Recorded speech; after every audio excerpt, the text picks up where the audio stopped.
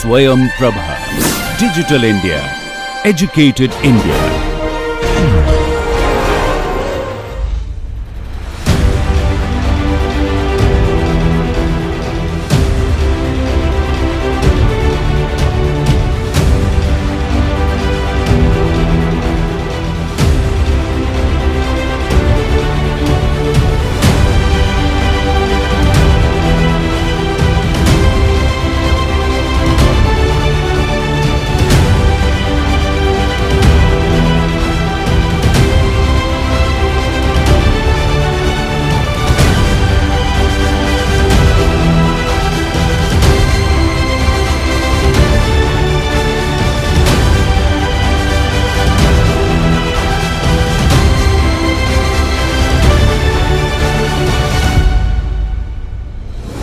Namaste, welcome to the second session of this course. You might remember the first session we talked about how our professional context is evolving and how we need a very different sets of the competencies. We also talked about the criticality of self management in attaining success and retaining success in our life and in our career.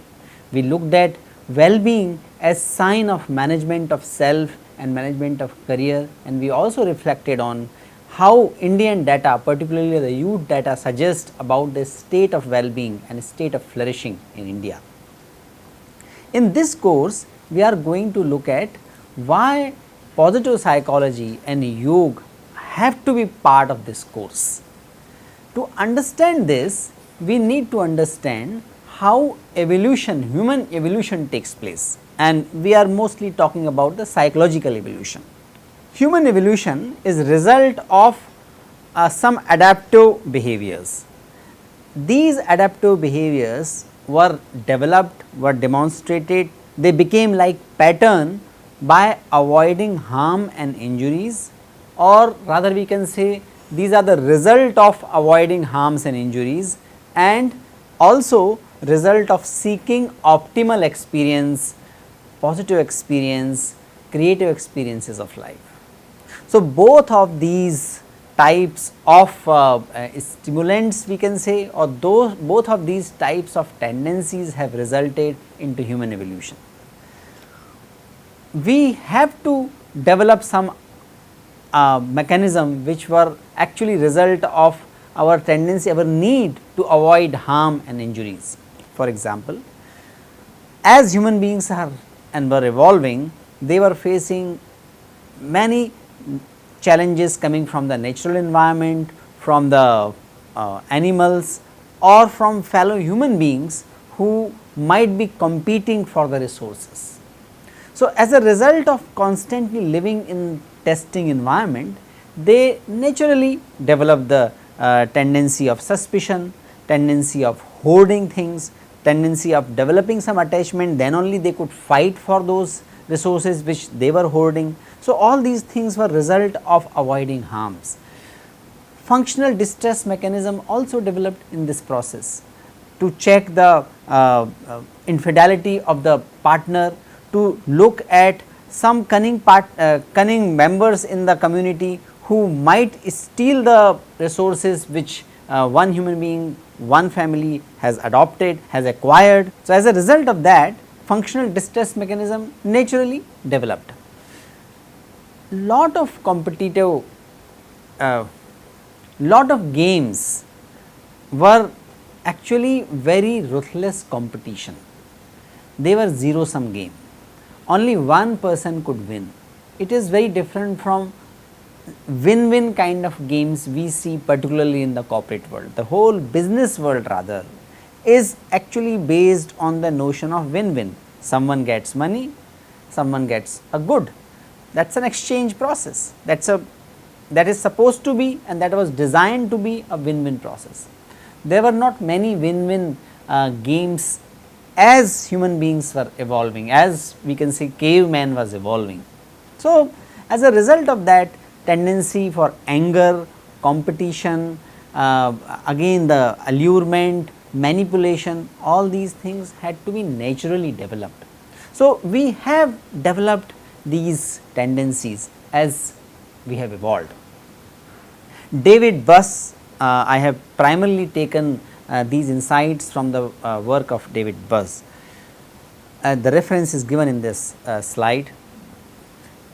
We are not only though have evolved through avoiding harm and injuries, we have also evolved by seeking optimal experiences of being alive, being connected and being creative.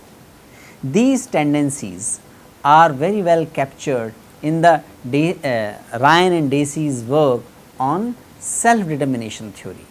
What self-determination theory says is that human beings have tendency or urge, natural urge to look for building competence.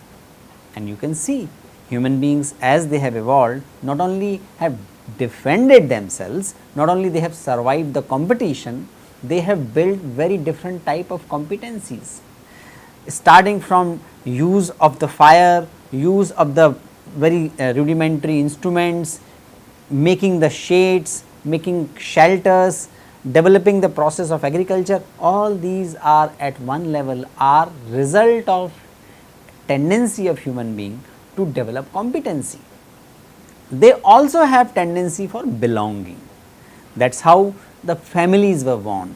Initially families were developed as biological units, but later on families became social unit and many social units started becoming communities.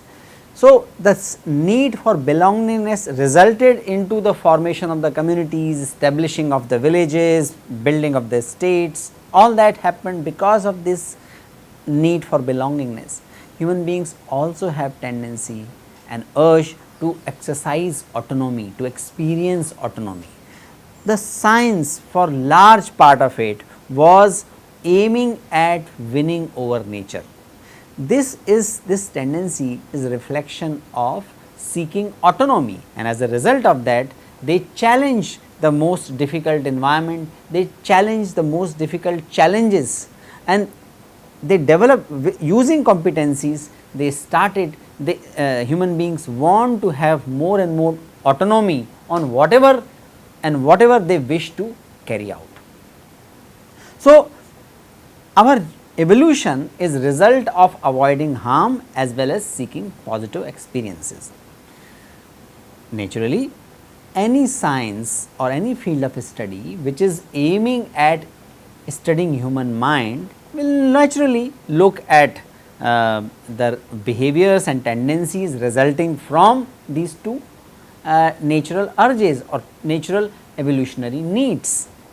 So, psychology is not different from that. Inherently, the three mission of psychology as defined by the founders William James, Wundt or Freud, generally the mission of psychology was to be understood, and William James, who is the father of functionalist school of psychology, articulated it very emphatically. It says that mission of psychology is curing mental illness, making the lives of all people more fulfilling and identifying and nurturing talent. You can look at in these missions we have captured both the types of evolutionary tendencies. We have captured the tendencies which have resulted into the human personality and human functioning by the process of avoiding harms, and we also look at elements which are result of natural tendency of human being to seek belongingness, developing competency and acquiring autonomy. As field of psychology has grown, and Seligman in his landmark paper on American psychologist, which he has written, which is co-authored with Chick and Mihai, they have explained this process that at the time of and after Second World War, some major changes took place. Large number of war veterans were coming back after the war, during the war, and there was a need for their psychological rehabilitation. Naturally, they have seen violence, they were part of the massive violence, many many shocking traumatic experiences, and that resulted into many psychological ailments. That was the need of that time to focus on the ailments, on the problems, and that was observed by psychologists of that time, and they also found that by studying ailments they can get research support grants. Because of this need, a massive effort was directed amongst the psychologists to undervalue the different types of ailments and also developing ways of dealing with those, and they were very successful. We have a massive data and massive documentation of the mental disorders and their symptoms as well as how they can be treated. But later on it was realized that treatment of illness is not equivalent to preventing that, that is number one. Secondly, treatment of illness and nurturing talent, which is mission of the psychology, or making the lives more fulfilling, which is another mission of psychology, that these things are not equivalent. Treating ailment is different, helping people to live more fulfilling life and developing their talents are different. In the next session we will also look at in the form of a picture that positive psychology is not dealing with the ailment, it is actually above the zero line. So, normal situation is if we consider that as zero line, above the zero line is where positive psychology belongs. But a large part of the evolution since 1940s of the field happened on below the line phenomena, which are mainly related to mental disorder and ailments.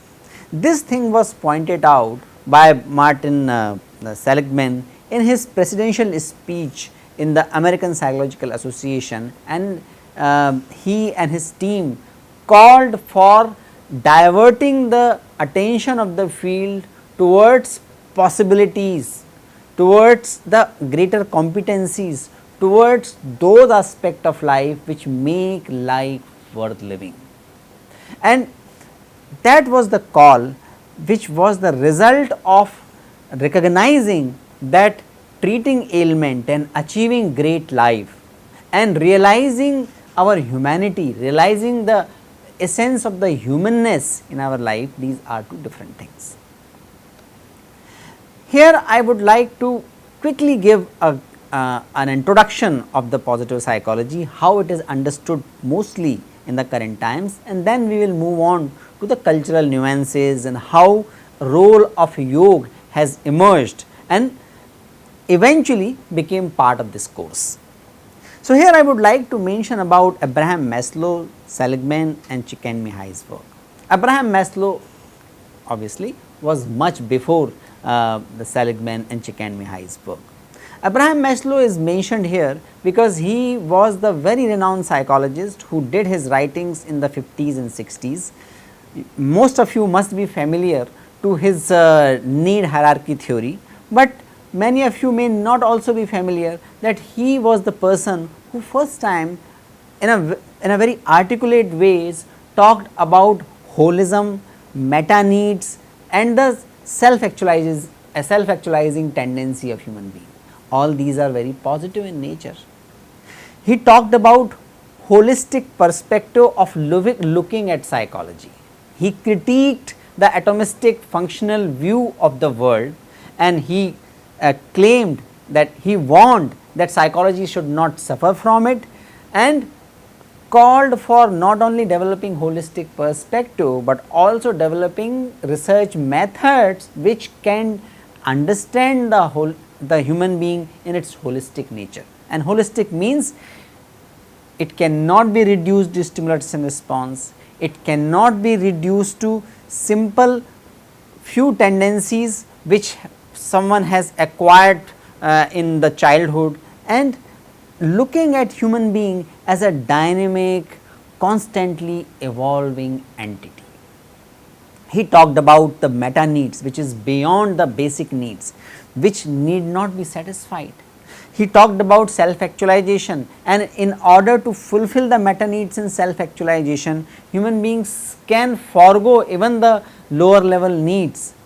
These all things were appeared in Abraham Maslow's writing, but probably it was not carried out in a very empirical way, at least in the famous American psychologist paper of 2001, Seligman and Chick and Mihai point out that, and they say that Abraham Maslow and other psychologists who are termed as humanistic psychologists, their work at number one, it became much more self centric, and number two, not much empirical inquiry was carried out to take forward that work. Whatever may be the reason, Seligman and his colleague were able to articulate the positive psychology in a very emphatic way. Currently, positive psychology, the aim of positive psychology is claimed by the leaders of the field as achieving flourishing, and flourishing is understood to be in terms of an acronym PARMA that stands for positive emotions, engagement, relationships, meaning in life and accomplishment. So, positive psychology is a study of flourishing. Naturally, the well-being is reflection of flourishing, but it is not only personal well-being, it is relationship as well as meaning in life as well. It also aims at studying the conditions to flourish, conditions and processes that contribute to flourishing and optimal functioning of people, groups and institutions. So, here you see evolving from the humanistic psychology, positive psychology not only focuses on people, it also focuses on flourishing groups and thriving communities, evolving institutions. Naturally, as the emergence of the field itself is result of this process, this is not, and this is very different from treating illness. It is based on the fundamental insights that treating mental illness is not same thing as promoting mental health. It is very solution focused. It is not merely corrective and limited to offering solution only when things go downhill, but it is telling people what should be the attitude, what activities they can carry out, what interventions can be done to not only attain flourishing, but also retaining flourishing. In the recent review, they have identified 51 types of 51 different interventions systematically studied in the positive psychology.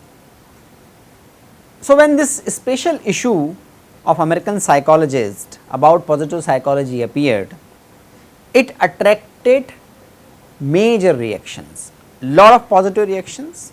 Almost everybody welcomed this move of a field of psychology to study the things of life which makes it worth living, looking at the potential of human being, looking at the possibilities of the human nature, all that was widely appreciated. It was also critiqued on being very ethnocentric.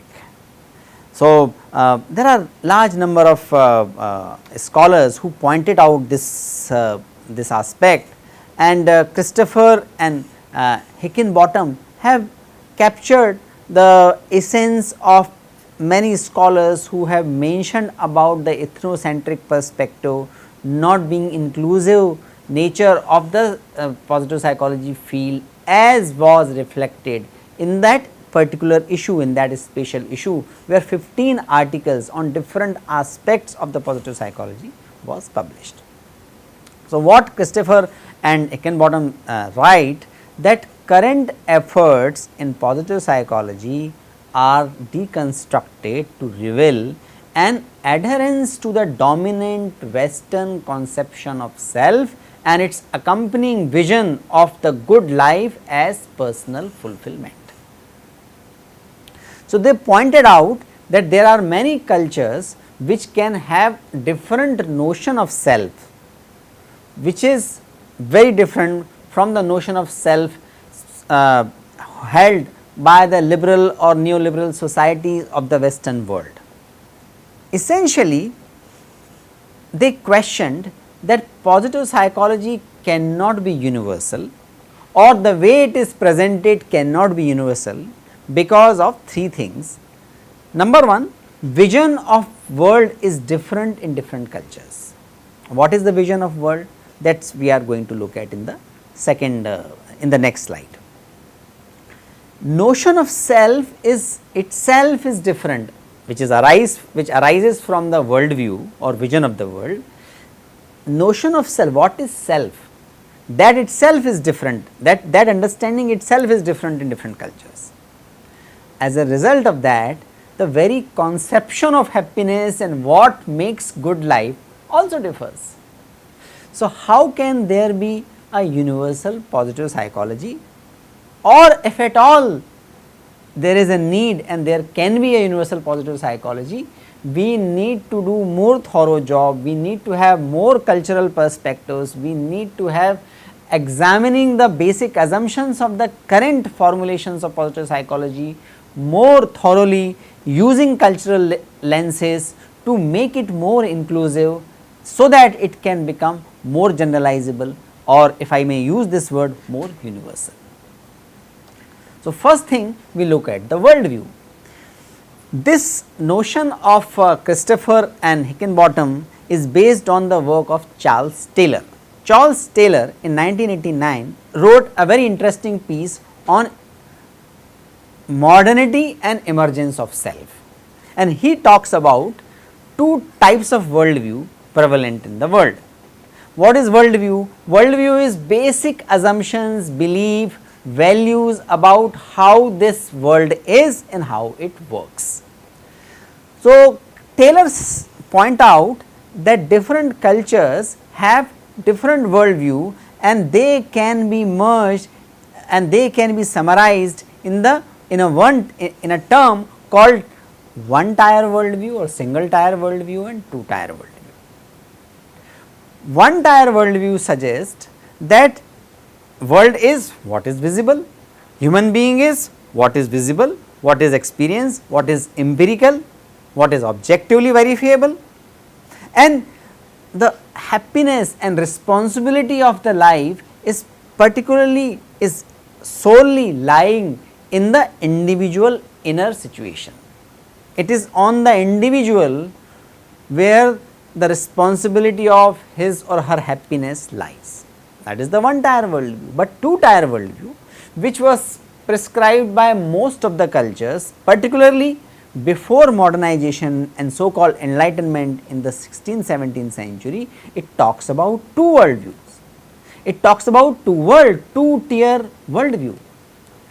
Greeks, Balinese and Indians, these three examples can point out this aspect. Greek, they used to believe in having a life of necessity, which is the necessary biological survival situation. That is one world, and there is another world, the world of called eugen, which is good life, which is life of citizens beyond necessities, life of the citizen which makes society worth living. That makes the essential human nature of the humanity. These cultures are talking about more objective reality, which is more based on biological survival or at max social needs, and also a transcendental aspect of the world. These cultures also believe, and many cultures still hold that belief, that it is the transcendental reality which imbue the value and meaning to the mundane, so called mundane reality. So, Balinese and Bali is greatly influenced by Indian culture as well. They talk about Sekala and Niskala. Sekala is again a reflection of the ordinary realm of everyday life experiences, and Niskala is the spiritual world, that is deeper level of reality, that is invisible to the untrained, but ultimately determines what occurs in daily life. And what is sadhana? Sadhana is the process of unraveling that what Balinese called Niskala and Indians called Paravidya. Indians say Paravidya and Aparavidya. Paravidya refers to the higher learning. Para is beyond. Apara is not, which is not beyond, which is immediately accessible through our senses. So, para refers to higher learning, learning related to self or ultimate truth, that is transcendental knowledge. So, here the self is used and Professor S.K. Chakravarti used it beautifully. He wrote that small self with small s and self with capital S. Self with small s is borne by our identity, about our physicality, about our social circle and governed by individual ego. Whereas self with the capital S is the real self where nature, all the creatures and the whole cosmos is included. Realizing that thing, realizing that inherent oneness, what is called non-duality, underneath diverse form of nature, knowledge of that is called Paravidya. That governs the so called mundane life which is perceptible through our senses. And this culture believed that what is life is much beyond my sense perceptions, but studying that also is important, because we have to do the agriculture, we have to set up temples, we have to construct things, people have to build their family, society has to have norms, there has to be exchange of things, business has to be developed. So, Apara Vidya is also important, but that Apara Vidya is in a very tentative way we are calling it lower knowledge. It is not considered lower in Indian tradition, but it is certainly not considered ultimate. It is not considered that about which Rishi of Upanishad says that knowing which nothing else is left to be known. There is a story in the Upanishad where a child comes, where a boy comes after receiving education from his guru, he comes back to see his father, and father was working in a garden, and just while working in the garden he looked at his son, he asked, okay, so have your education is completed? He said yes, and then father asked, but have you got something, have you come to, so he says that boy, we are Brahmins. By definition, Brahmins means those who know the Brahman, those who know the ultimate reality, those who have the access to Paravidya. So, we are Brahmins and we are supposed to have the knowledge of Brahman, and that is what is the ultimate knowledge. So, have you known something that after knowing which nothing left is to be known?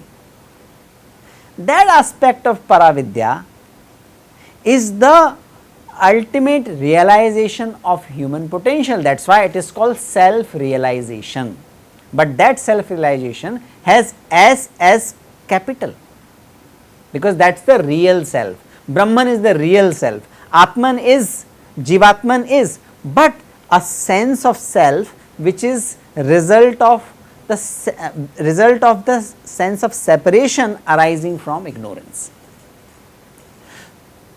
This aspect of the worldview, what Charles Taylor calls two-tier worldview, is present, was present, has been present in most of the cultures before modernization. But what is the worldview being prescribed in the existing literature of positive psychology?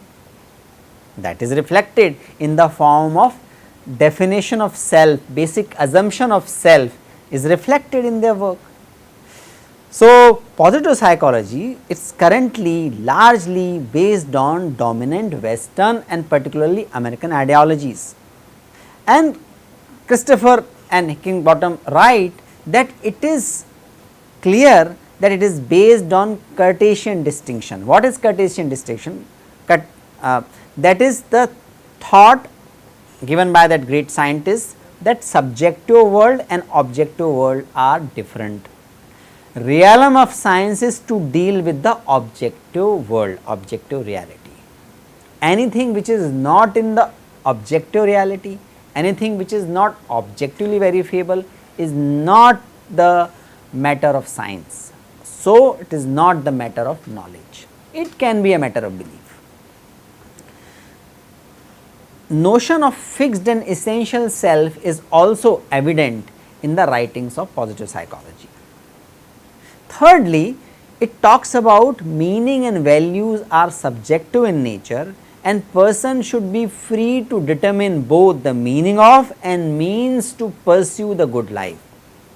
And Christopher and Heckingbottom point out different questionnaires, different psychometric assessment tools to study well-being, to study even flourishing, and then they suggest, they point out that though these things are though these questionnaires are having element of other orientation, they have the element of including so called others, but what gives meaning to life is largely understood to be the choice of human being.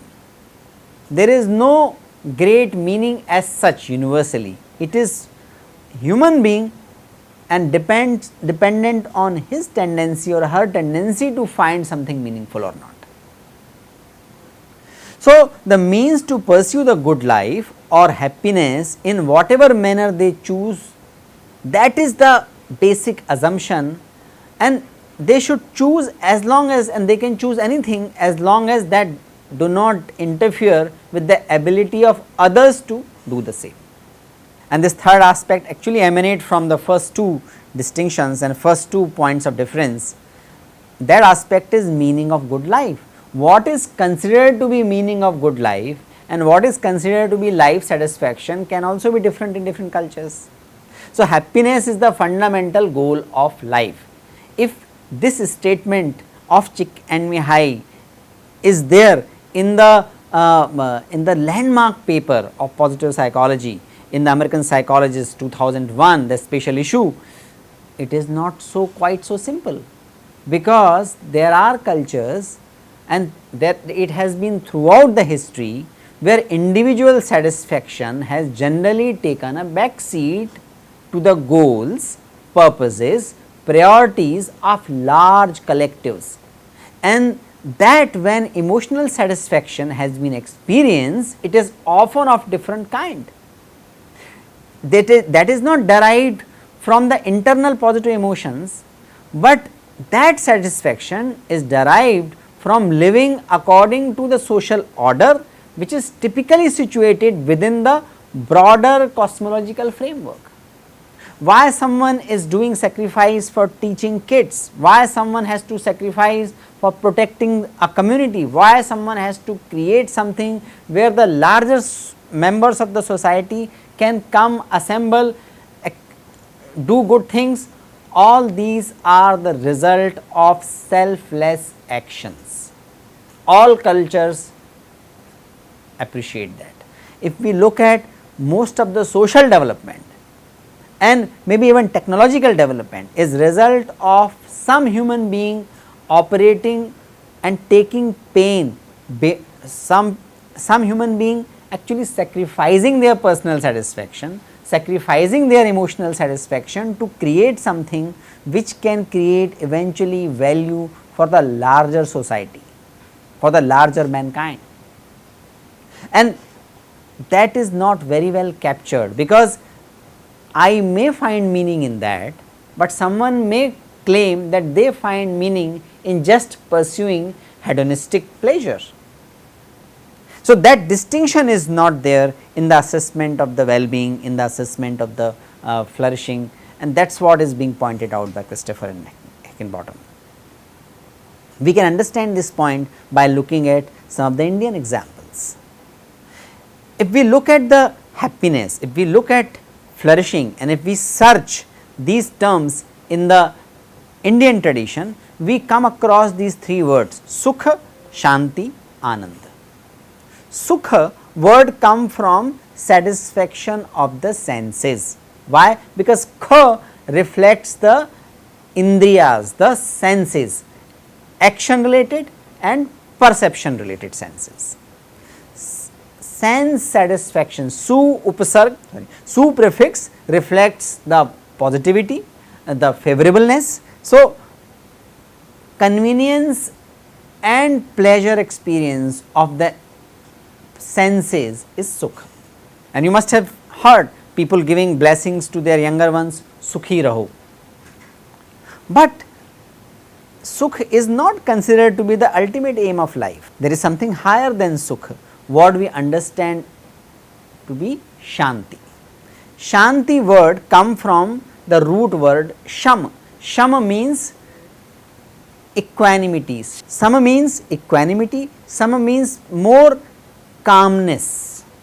Calmness of what?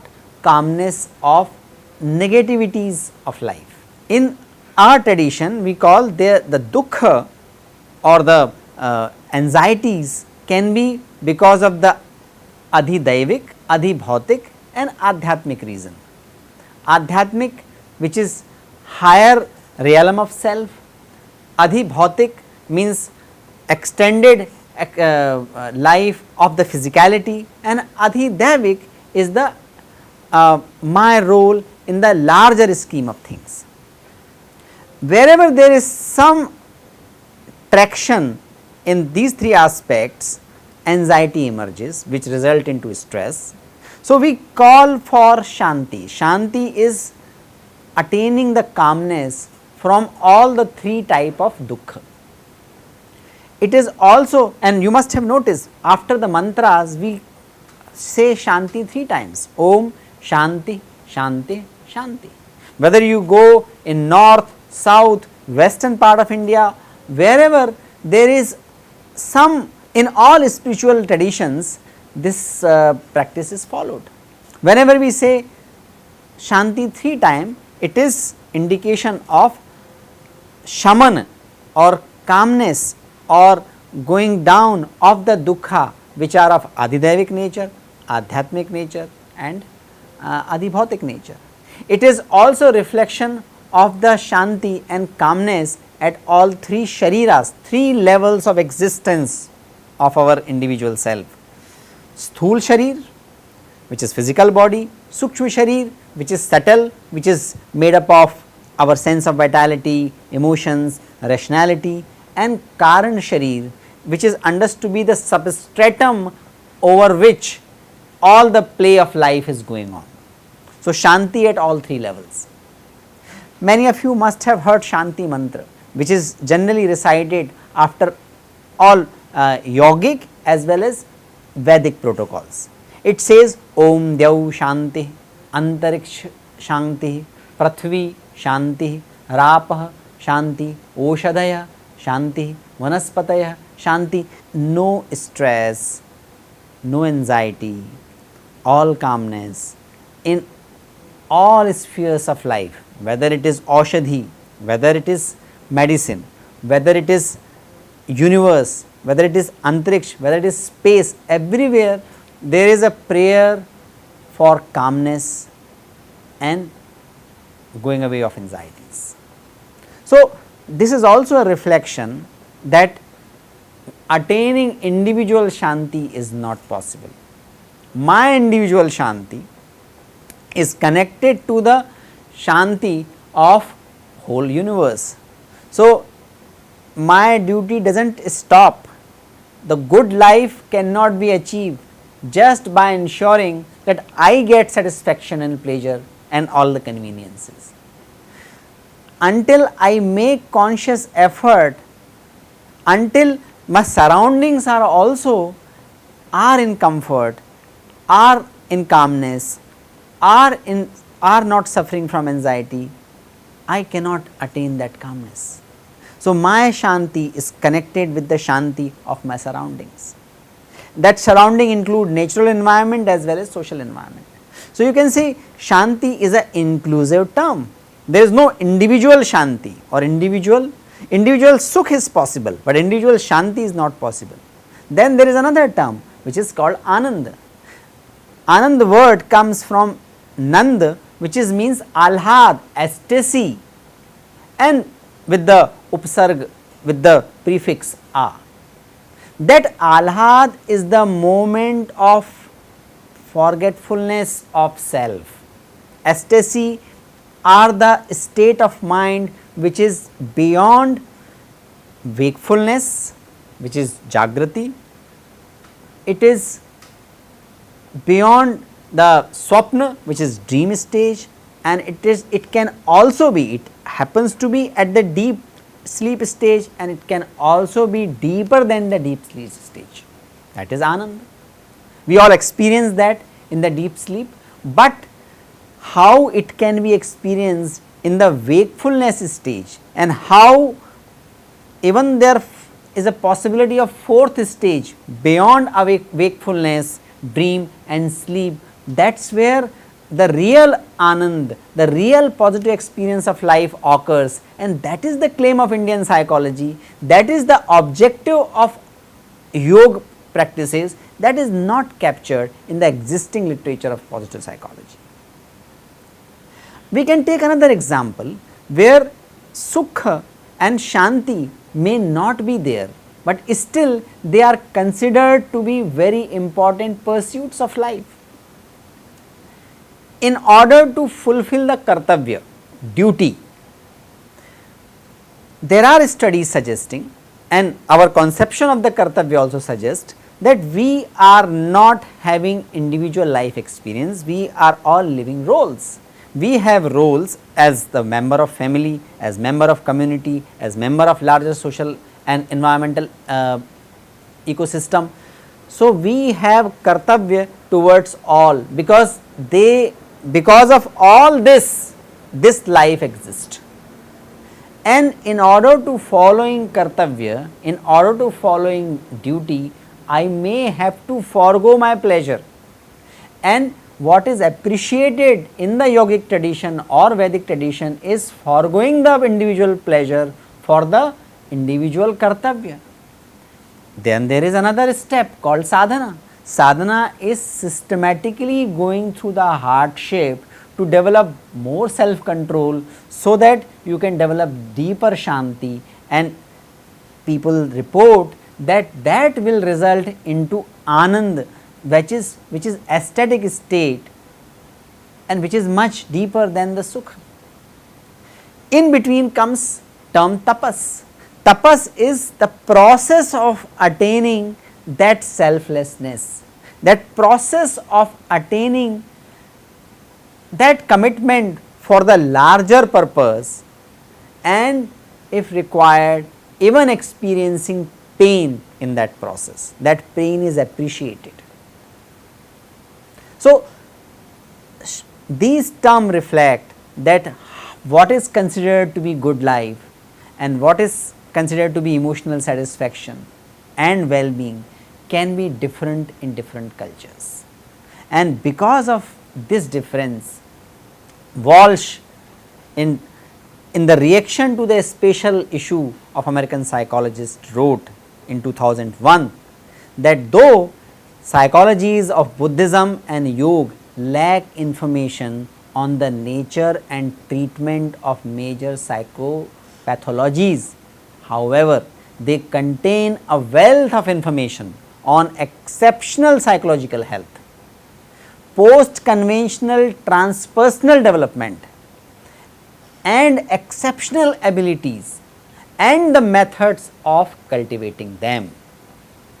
A large body of research, several hundred studies on meditation alone suggest that meditation and yoga have effects ranging across psychology, physiology, biochemistry, and can enhance both psychological health as well as physical health, and sometimes it can take physical and psychological health to the exceptional degree.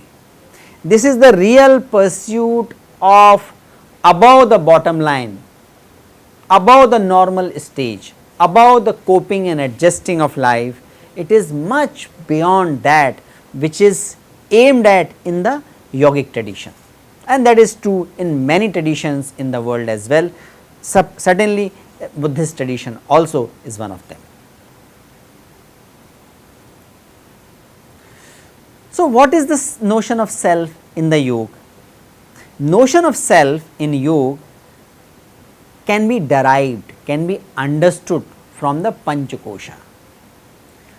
Our self is not Panchakosha. World has all Panchakosha. We experience these koshas through the corresponding koshas of our self. There is a beautiful story in the Upanishad.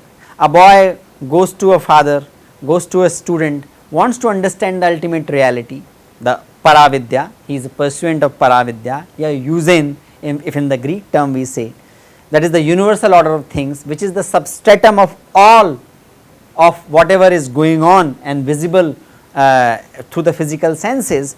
He says, I wish to understand that. And Guru asks him to go back and reflect. He comes back, he says, food is the essence, because when I missed food, all cells of my body, all parts of my body was started craving for that. It cannot sustain without food. So, Anna is the Brahma, and that is how the Anna was recognized as the expression of Brahma. Then the story goes on, and the five koshas, the notion of five kosha, notion of the five aspect of Brahma emerges. Adi Shankaracharya then systematized it and presented as notion of self. Nonetheless, we will look at the difference in the metaphysics of the Advaita Vedanta and the Sankhya to some degree to understand and clarify this notion, but nutshell at this stage we can understand. So, we can understand the notion of self through the notion of Panchakosha as explained in the as explained by Adi Shankaracharya, and this is drawn from the description given in the Upanishad. Our self is made up of, or our self is constituted by Annamaya Kosh, Pranamaya Kosh, Manomaya Kosh, Vijnanamaya Kosh and Anandamaya Kosh. Physical body, energy body, emotional aspect of the body, rational aspect of the body and bliss aspect of the body. Physical body, that is made up of Anna, that is made up of food, that is why perhaps it is called Annamaya Kosh. These are all the layers of the ultimate reality, which is Brahman, which is the real essence of the self. But we do not understand, so we understand self as the small self with the small s, but the tapas and sadhana is required to understand ourselves as the self with the capital S, which is Brahman. That Brahman, that ultimate reality is enveloped through Anna, that constitute the physical body, through Prana, which is called the energy body, which is the reflected in the terms like subjective vitality, chi, chi. In many traditions these terms are used. In the Indian tradition, prana word is used. So, Pranamaya Kosh is nurtured by Prana Shakti, and pranayam is the process, the breathing exercises is the process of nurturing Pranamaya Kosh. Then there is a layer of Manomaya Kosh, emotional aspect of self. Emotions, feelings, likes, dislikes, fears, phobia, these are all the daily life, daily mind, that is called as daily mind. Underneath the daily mind is the higher mind that controls the senses, that is the inner conscience, inner voice, values, belief system, intellect, that constitutes the Vijnanamaya Kosh. Underneath the Vijnanamaya Kosh comes the Anandamaya Kosh, the bliss, that is our ultimate nature. That is where Sankhya and Vedantists both agree. The ultimate nature of human being is Ananda, bliss. Because of the ignorance, we start identifying that which is non-self, and the process of sadhana and tapas is to not getting identified with the lower selves or non-self. If we are following Vedantic tradition we will say non-self, if we are following the Sankhya tradition we will say no self, lower self. That process is sadhana and the yoga sadhana. Mind is the tool for that, that is reflected in the Ashtanga Yoga, particularly in the Patanjali Yoga Sutra. These 5 layers make 3 shareers, 3 bodies. Sthul sharir, gross body, Annamaya, made up of Annamaya Kosh, then comes the Sukshma sharir, subtle body, that is made up of Pranamaya Kosh, Manomaya Kosh, Vijnanamaya Kosh. These are not the rigid boundaries, these are not the rigid identities, it is like a spectrum. Our physicality we all know is deeply connected to our emotionality is deeply connected to our rationality. We can't distinguish here rationality ends and emotionality starts, it is not possible. So, that is why it is more like a spectrum. In that spectrum, third sharir, third body is Karan sharir, causal body. Causal body is the cause of all this, that is the ultimate cause, that is layered. The layers are not fully peeled yet, but it can be experienced. The Anandamaya Kosh is experienced either in the deep sleep. In the deep sleep we are that self which is experienced in the deep sleep is Anandamaya Kosh. You also must have noticed that in the dream stage your subtle body is active. Subtle body has subtle senses as well, Antahindriya and Bahirindriya. External senses which are visible, eyes, nose, ears, these are all external senses, but there are corresponding internal senses as well. That is why it is called subtle, that is why it is called Sukshma, which is not visible but it is there. So, there is a subtle eye, subtle ear, subtle nose, and where do we experience that? We experience that in the dream stage, because in the dream stage our eyes are closed, our external eyes are closed, but we still see things. So, there must be some internal eyes, there must be some internal ears. So, that subtle aspect is experienced in the dream state, and Annamaya Kosh is the Sthul sharir. That aspect is the most immediate experience of self. The first time we experience ourself, the most immediate aspect of experiencing self is the physical body. So, all 3 bodies are important, all 3 bodies constitute human experience of phenomena called human being. If we look at the positive psychology, it has started giving attention to psychosomatic aspect of the positivity.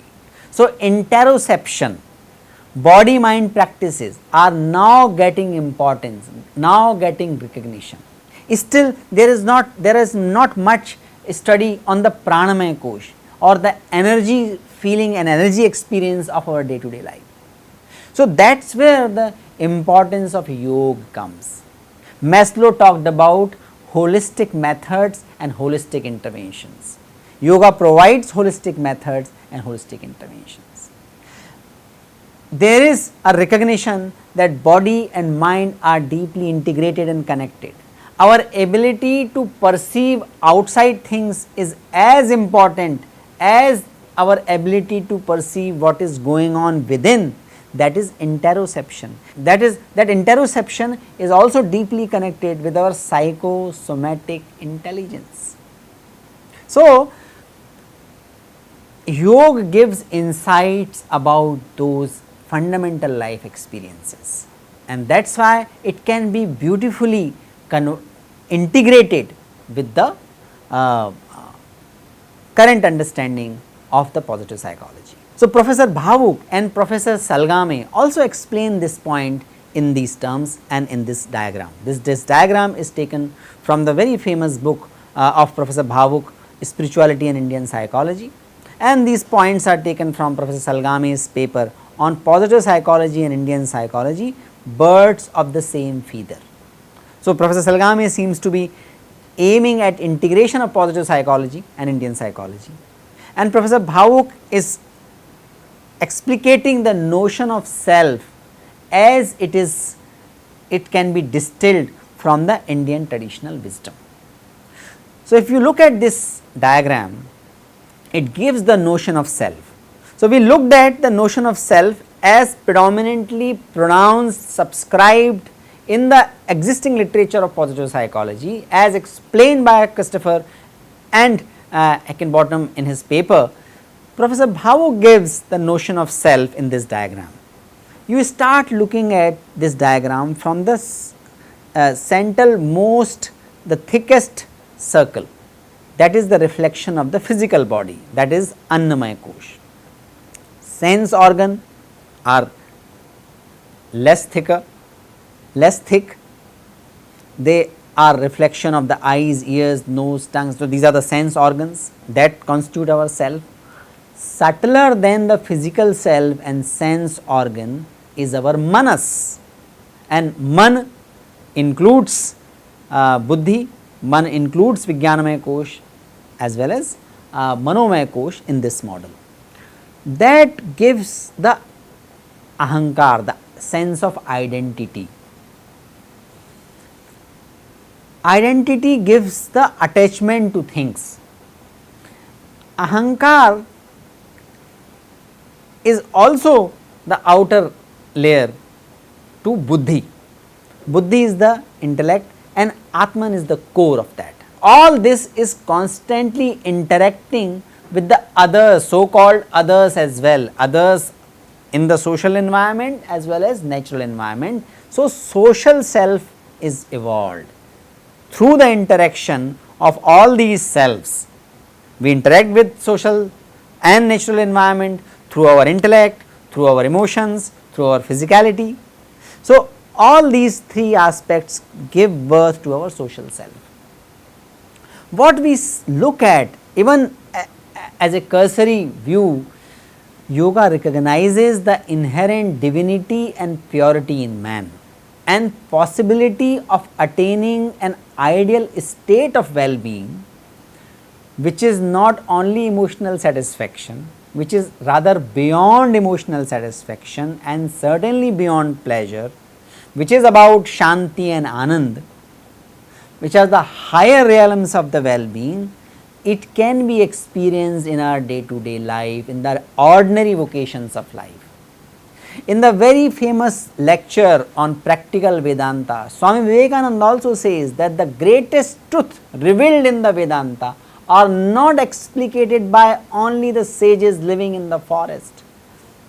They are explicated by the kings as well, people, those in the thick of action, those who are in the ordinary vocations of life, that can be experienced.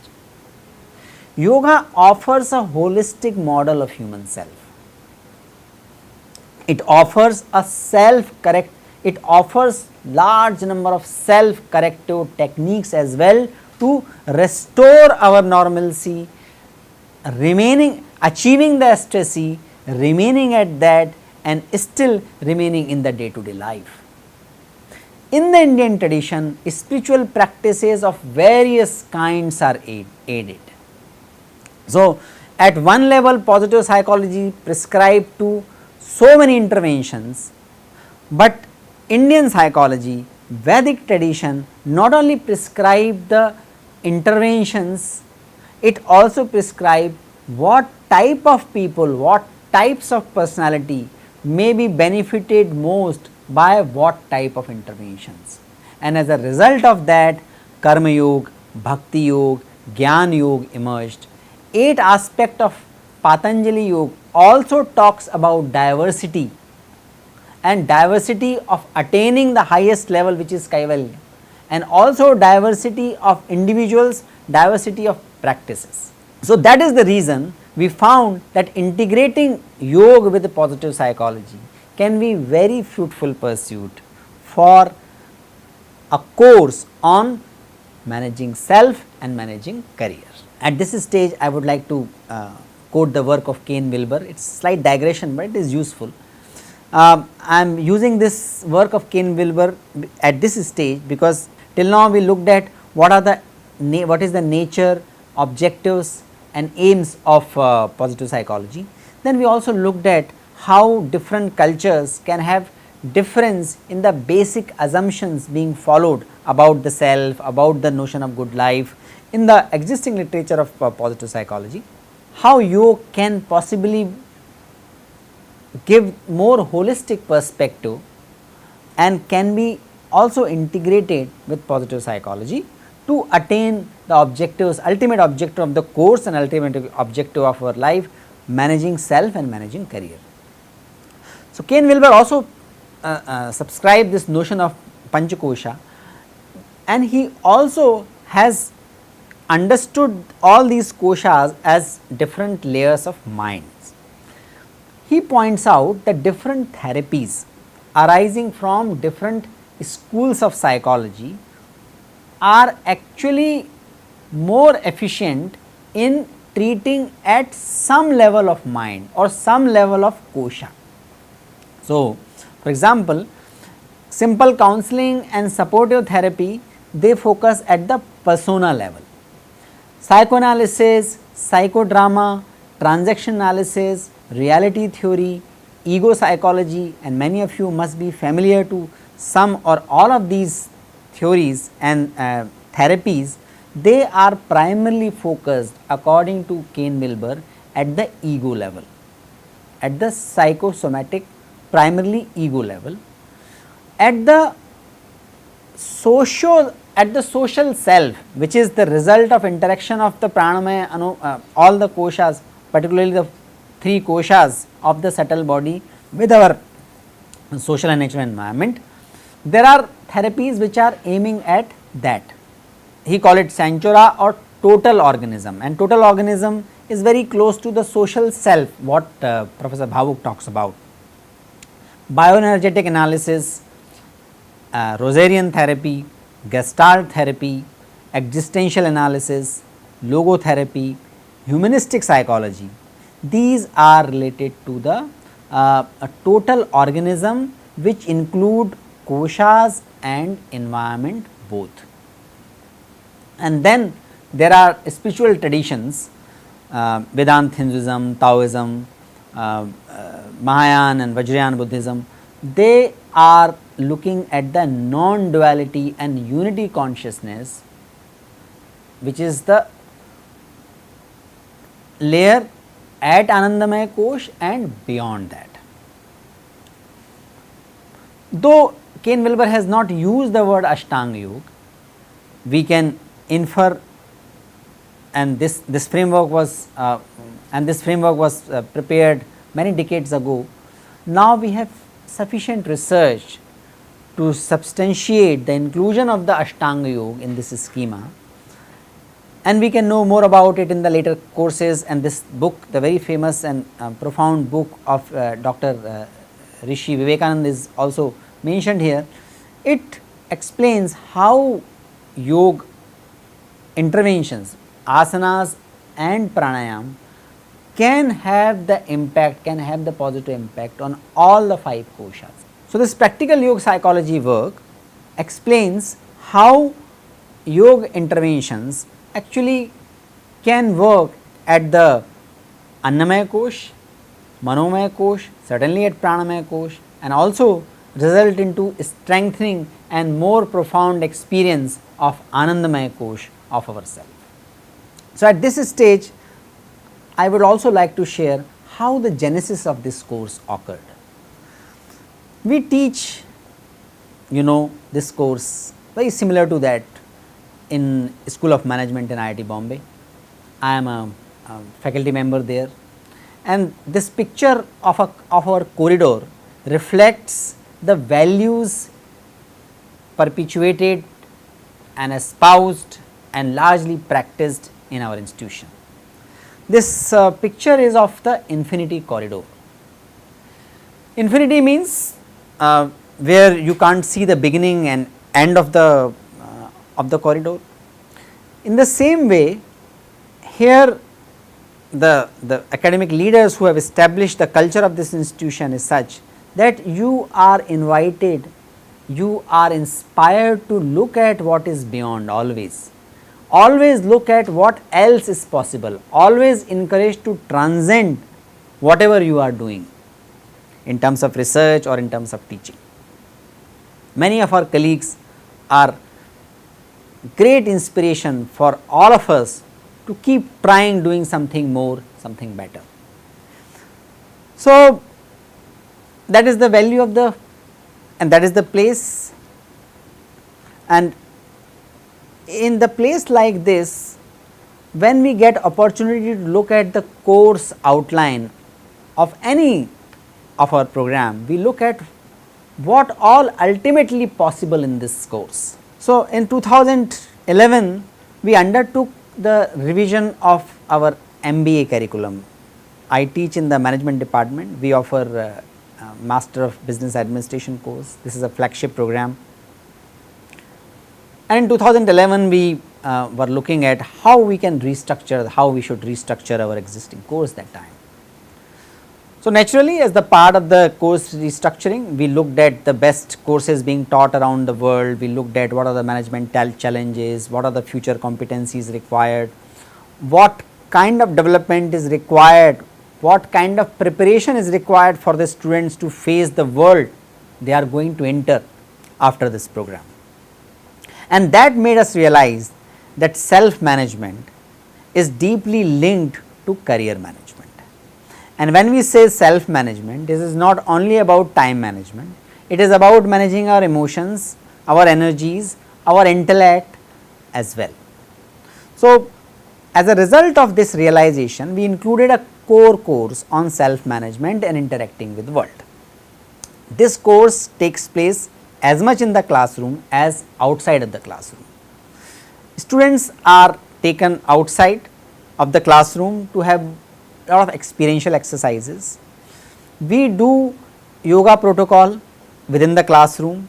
We also have some outdoor activities. Many of those activities now, because of the COVID situations, are converted into form of simulation, but yoga is still very much integral part of this course.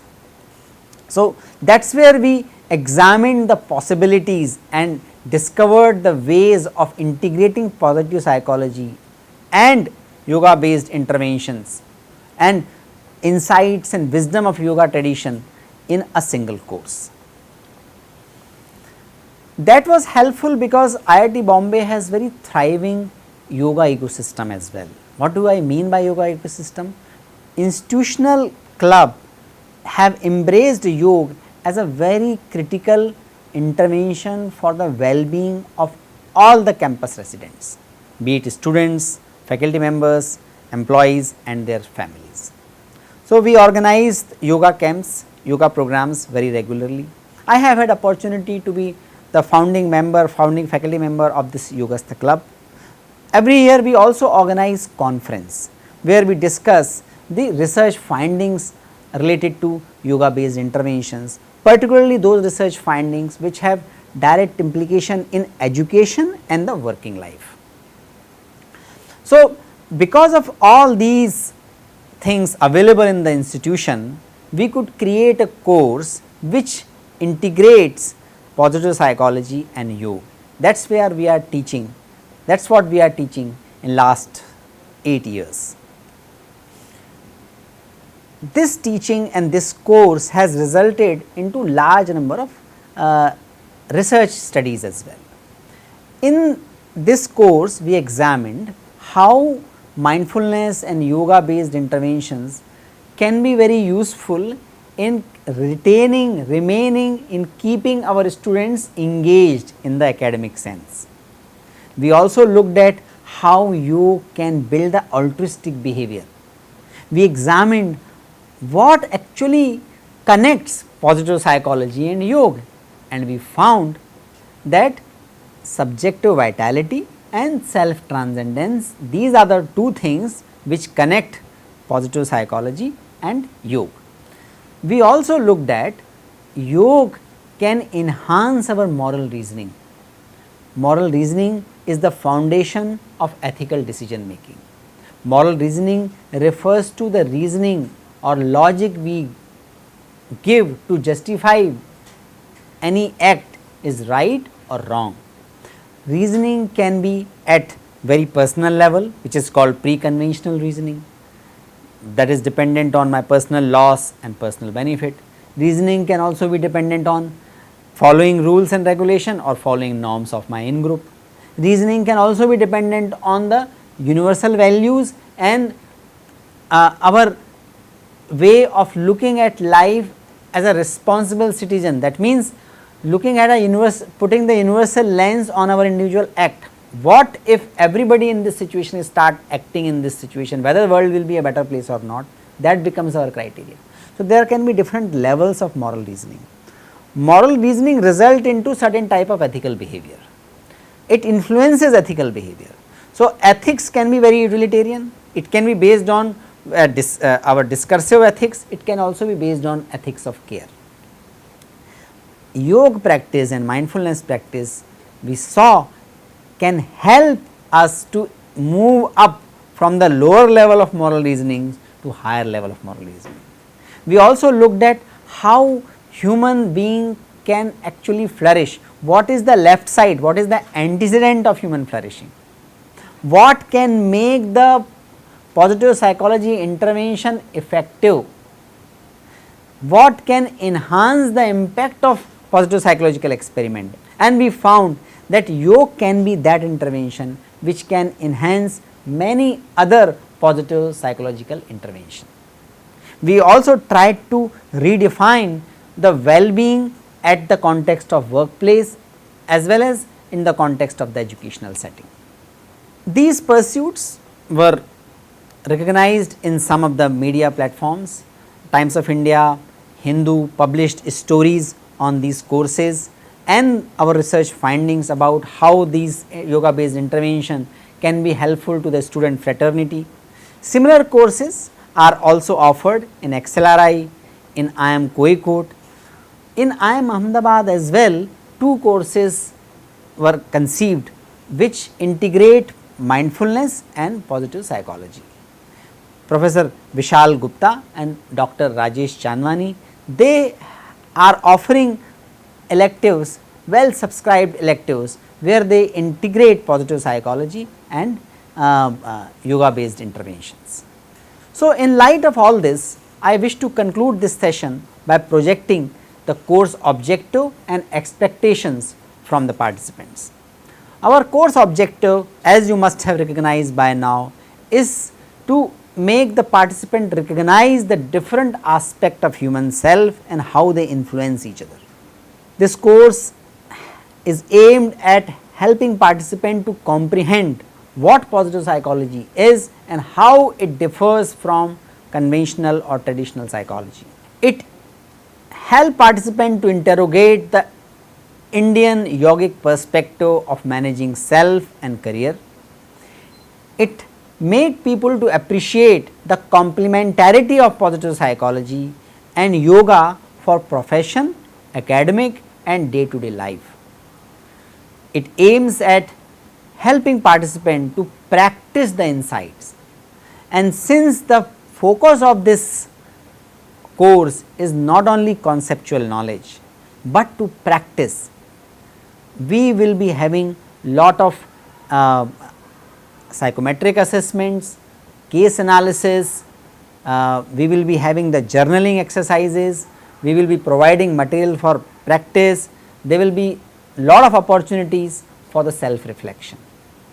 These things will work only if you take this course with full sincerity. So, please ensure that course is taken where least interruption is there and the best internet connectivity is there. As most of the content are related to yourself, please ensure that you spend few minutes on each slide or each aspect of the lecture. You can pause the lecture to make sense of whatever is being told. You are most welcome to pose the question, as this course is going to be offered in the NPTEL form as well. There will be an opportunity for the face to face interaction. In case something requires more clarification, you are most welcome to pose these questions in the face to face conversation. Please always keep pen, pencil and paper to make notes and also to carry out some exercises. I will be requesting you to make some grade or write down few things or draw something that will be helpful for our reflection. Please follow those and you will realize that the greater value is being created in this kind of interaction. Spend time on the psychometric assessment. As a part of the course, you will be getting links for a lot of psychometric assessment. Some or maybe large part of the assessment will be supported by automated responses on the interpretation of the courses, but there can also be opportunity for the face to face interaction to further understand the insights arising from your psychometric assessment. Feel free to look out for the learning and insights. This course on this platform is aimed at starting the process or strengthening the process or boosting the process of self management and career management. You are already doing it, please continue that. But be mindful, this course might help you to look at the clues, look at the concepts, interpret things using the concepts discussed in the course, and you may get insights about managing self and managing career. You may get insights about the positive psychology, not only from this book, not only from the research papers being quoted here, not only from the textbook prescribed here. It can be got, and be mindful, be open to receive that. You can find it from the films, from the web series, from other books. You can find the insights based reflecting on your conversations with other individuals in your day to day life. So, these are the prerequisites of this course.